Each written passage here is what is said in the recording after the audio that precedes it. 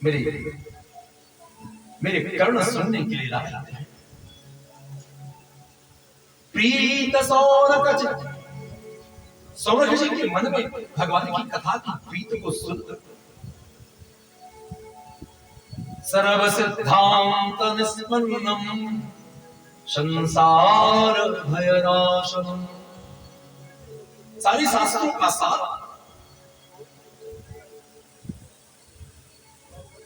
और परम मंगल करने वाली पावन कथा का गायन करते हैं कि सौनक जी श्रवण करिए। एक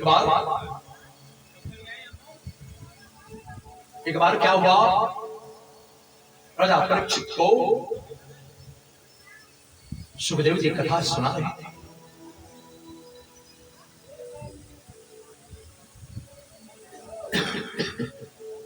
कथा सुना रहे थे। देवता बड़े स्वार्थी होते हैं।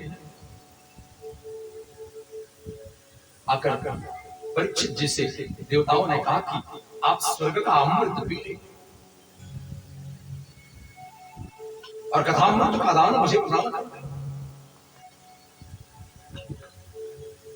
लेकिन परीक्षित ने अपने गुरुदेव भगवान के चरणों में निवेदन किया कि देवता कहते हैं कि मैं तुम्हें स्वर्ग का अमृत देता हूं, तुम मुझे कथामृत का दान। भगवान कथामृत श्रेष्ठ है, वह स्वर्ग का अमृत श्रेष्ठ है। सुखदेव जी कहते हैं राजन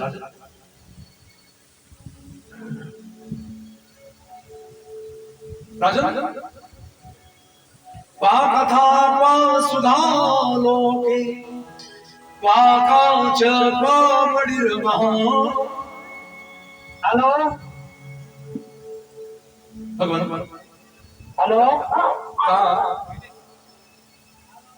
कहा भगवान की कथा और कहा स्वर्ग का अमृत। स्वर्ग का अमृत विश्व अमृत है। क्षीणे पुण्य मृत्युलोके, स्वर्ग का अमृत योगे जब तुम्हारे पुण्य क्षीण हो जाएंगे तो फिर इस धराधाम में आना पड़ेगा। लेकिन जो भागवत कथा अमृत का पान करेगा वो तो परम कल्याण और मंगल को प्राप्त करेगा। ये देवता कथा श्रवण के अधिकारी नहीं है। देवताओं का तिरस्कार कर दिया। परीक्षित भगवान की कथा श्रेष्ठ है, स्वर्ग का अमृत श्रेष्ठ है। शुद्ध जी कहते हैं मेरे गुरुदेव ने मुझे गुप्त रहस्य सुनाया था, मैं आपको श्रवण कराता हूं। सौनक जी आप श्रवण करें। एक समय की बात है, नारद जी सत्संग के हेतु से पृथ्वी पर आए और भ्रमण करने लगे तीर्थों में।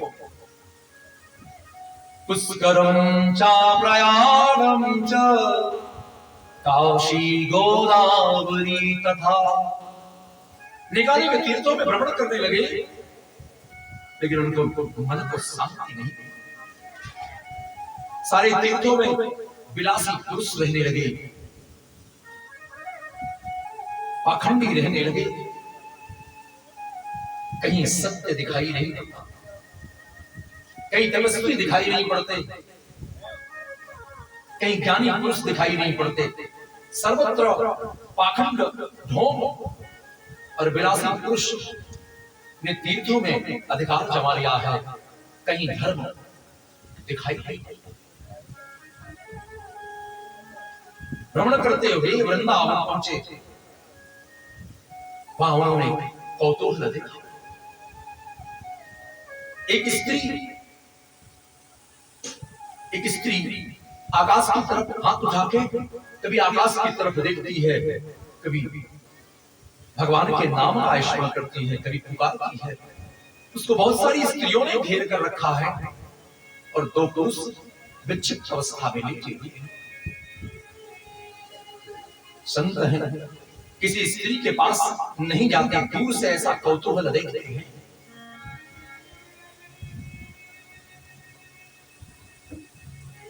कि ऐसी कौन सी स्थिति है कि सारी स्त्रियां धैर्य कर क्या कर रही है। तभी मैया ने प्रणाम किया, विनती की, भो भो साधु क्षणं तिष्ठ मच्चिन्तामपि नाशय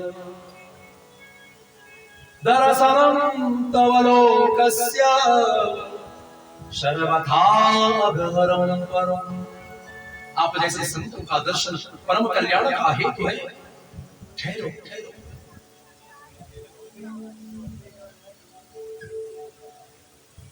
ठहरे, संत है। जब भगवती ने उन्हें बंधन किया कि भो भो साधु क्षणं तिष्ठ मच्चिन्तामपि नाशय दर्शनं तव लोकस्य सर्वथा अघहरं परम्। हे भगवान, आप ठहर जाइए, मैं बहुत दुखी हूं, मेरे दुखों का शमन करिए। जब भगवती ने आदर के साथ नारद जी को वंदन करके प्रणाम किया, क्वा चिंता करीयसी, भगवती क्या दुख है आपको। भगवान, मैं नौयौना हूं और मेरे पुत्र जरासंध को प्राप्त है। आप कौन है? अहम भक्ति ऋतिख्याता, मेरा नाम भक्ति है, मेरा जन्म दक्षिण भारत में हुआ। महाराष्ट्र में मुझे कहीं कहीं आनंद मिला, सुख मिला, लेकिन गुजरात में गुर्जते जीर्णतां गतः, धन के विलासी गुजरात में मैं पाखंड से त्रस्त हो गई। मैं मेरे पुत्रों को लेकर वृंदावन आऊंगा, क्योंकि वृंदावन मेरे गोविंद के पाद पद्म है। वृंदावन मेरे कृष्ण की लीलाओं से आच्छादित और स्थापित है। यहां आने के बाद मैं तो नवयौना हो गई, लेकिन मेरे पुत्र जरावस्था को, वृद्धावस्था को प्राप्त है। भगवान, ऐसी विपरीत स्थिति क्यों कि मां नवयौना स्थिति को प्राप्त है और पुत्र जरावस्था को प्राप्त है। राजा परीक्षित ने कलयुग को क्यों भेजा? भगवती, तुम चिंता मत करो। वृत्यं यथा मम धर्मयेतः व्रतावधरं हरिसं यसास्यते। मेरे गोविंद कहीं गए थोड़ी, कलयुग के प्रभाव के कारण कलयुग के जीव विलासी पाखंड और विशेष हो गए हैं। कलयुग के प्रभाव के कारण तपस्या नष्ट हो गई, व्रत नष्ट हो गया है। अब कलिकाल में यज्ञ तप और तपस्या से जीव का कल्याण नहीं होगा। कलयुग का जीव जब भगवान के नामों का आश्रय लेगा तो कलयुग का जीव भगवान की परम प्रीत और उनकी कृपा को प्राप्त करेगा। भगवत, मेरे पुत्र इस दुख से कैसे मुक्त हो? आदि चिंता।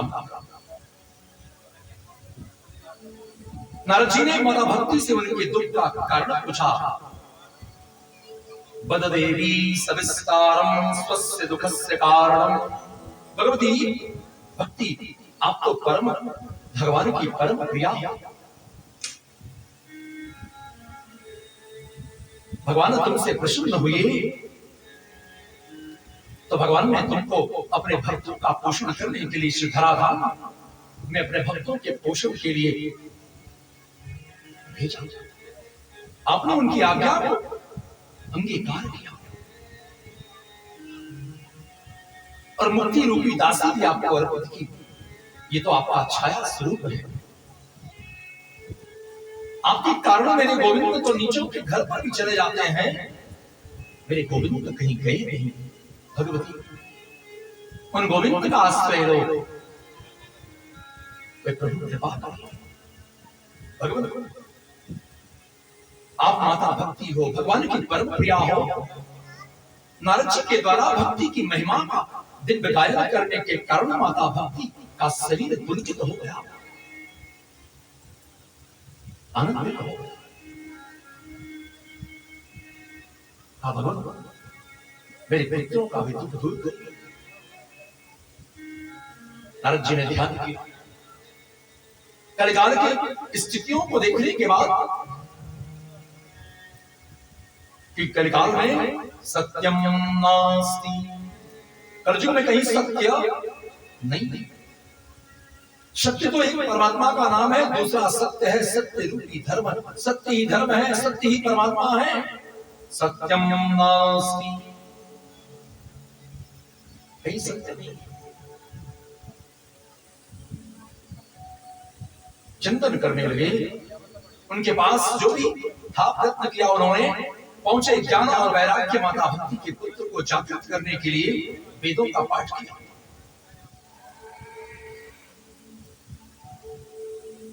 वेदों का पाठ करते हैं तो थोड़ी पल के लिए मूर्छा, ज्ञान वैराग्य की मूर्छा कुछ कम होती है, लेकिन फिर विक्षिप्त अवस्था को प्राप्त हो जाती है। गीता पाठई मुहुर्मुहुः, गीता का पाठ किया, कुछ क्षण के लिए जागृत होते हैं ज्ञान और वैराग्य माता भक्ति के पुत्र, लेकिन फिर विक्षिप्त अवस्था को प्राप्त हो जाते हैं। उपनिषद का निकालिक शास्त्रों का पाठ किया, लेकिन अपने प्रयत्न में असफल हुए। आज समय कम है, लेट से कथा प्रारंभ हुई तो संक्षिप्त स्वरूप में कथा चल रही है। प्रभुपाद सरकार की जय। इसके बाद श्री नारद जी का जो प्रयत्न था वो सबके कल्याण के लिए था। संत है, उनका स्वयं का कोई निजी स्वार्थ नहीं था, जगत के कल्याण के लिए प्रयत्न था। जब जीव सबके कल्याण का चिंतन करता है, परमात्मा की प्रशंसा के लिए कर्म करता है, तो भगवान परोक्ष रूप से सहायता करते हैं। तभी आकाशवाणी हुई, शतकर्मं शतकर्मं गुरुदेवर्षि। नारद जी संशय में आ गए कि आकाशवाणी हुई, आकाशवाणी ने इंगित किया सत्कर्म। वो कौन सा सत्कर्म है जिसको करने से ज्ञान वैराग्य और माता भक्ति के दुख दूर हो? सत्कर्म सशंकित हो गए। स्वयं के पास जितना ज्ञान था, जो बल था, जो शक्ति थी, सबका उपयोग किया, लेकिन ज्ञान वैराग्य को नारद जागृत नहीं कर पाए। क्यों? आगे के प्रसंग में स्पष्ट होगा। आदि भी तुम परेशान मत हो, मैं तुम्हें तुम्हारे दुख से दूर कर दूंगा। मैंने प्रयत्न किया, तुम्हारे पुत्र जागृत नहीं हुए। अब मैं संत महात्माओं से सत्कर्म पूछूंगा, कौन सा सत्कर्म है जिससे ज्ञान वैराग्य जागृत हो? भगवती माता भक्ति, मैं वचन देता हूं कि तुम्हें घर घर में स्थापित करूंगा। नहीं तो मैं भगवान का भक्त नहीं, ये मेरा संकल्प है। चल पड़े भगवान का स्मरण करते हुए, आप भी स्मरण करते हुए चलिए। अपने जीवन में जब भी चलना हो तो भगवान का स्मरण करते रहिए। तुम्हारे जीवन का जो पथ है